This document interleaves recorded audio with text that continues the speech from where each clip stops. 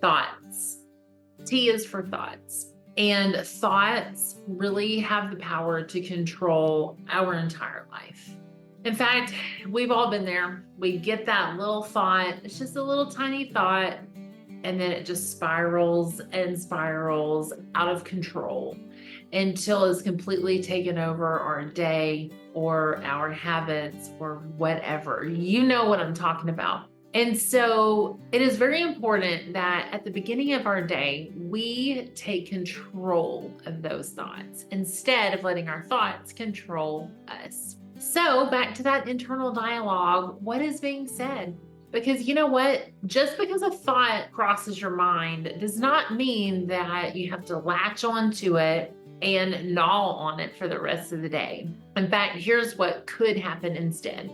The thought comes in, and let's just say that it's a thought that, you know what am I doing? I'm not good enough for this. I'm not qualified for this. I can't do this. Okay, that's that little thought. We've probably all experienced a similar thought. We have a choice in that moment. Do we take the thought and really latch onto it and go, well, yeah, and start rationalizing why this thought is true? That's choice one. Choice two is to take that thought and say, no, I refuse to believe that. I know I'm good enough. I know I was put here to do exactly what I'm supposed to do. And I know that I'm already equipped to do that. And I refuse to believe that I'm not good enough.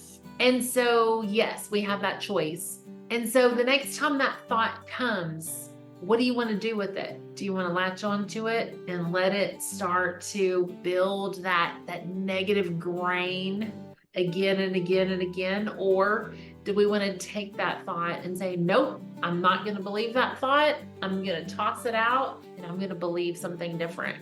The thing about making that second choice is it's back to that muscle memory.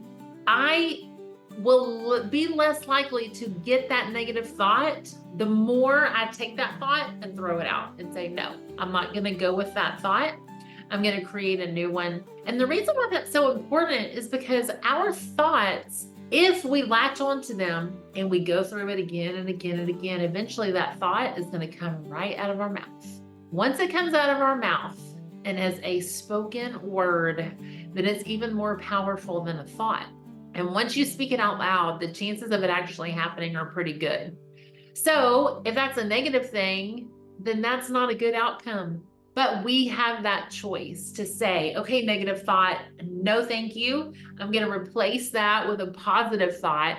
And I'm going to use that positive thought to create that grain, that again and again and again, that muscle memory, so that I can remember the next time that thought comes in, nope, I've already tossed that thought out and the new thought replaces it as this.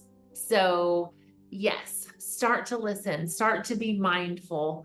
And today, in your clarity morning mindful routine, simply say that I take my thoughts and I hold them captive and I make them obedient to my purpose on this planet.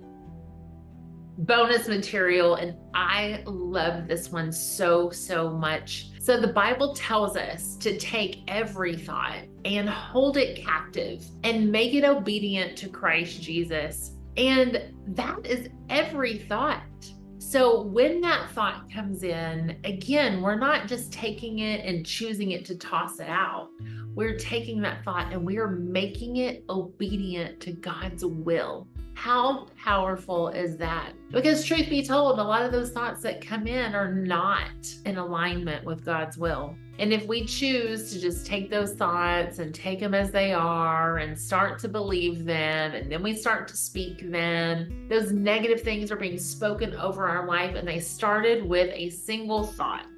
But if we can take that thought and toss it out and replace it with a new thought, a better thought, a healthier thought, a more positive thought, then there's that muscle memory. We're training our brains to think differently and to take those thoughts that do not serve us and toss them out.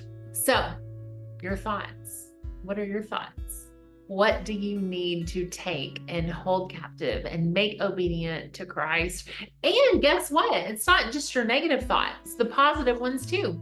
So when a good thought comes in, then we're going to take that thought also, that idea, that God idea, that business that just popped into your head one day, take that thought also and hold it captive and make it obedient to Jesus Christ.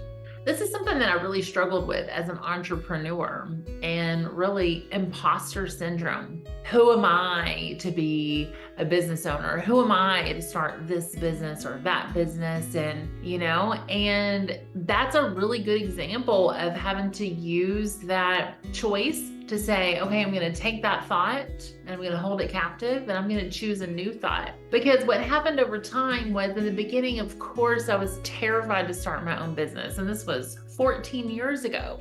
Terrified. But the more that I thought, oh my God, what am I doing? Who am I? Who am I to do this? I would say, no, I do not believe that. I was created for this.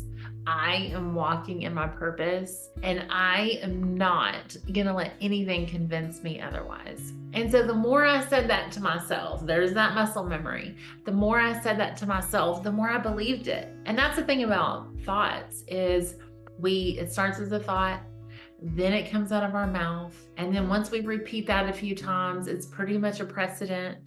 And at that point, it's really hard to think anything other than what we have already confirmed with our mouth.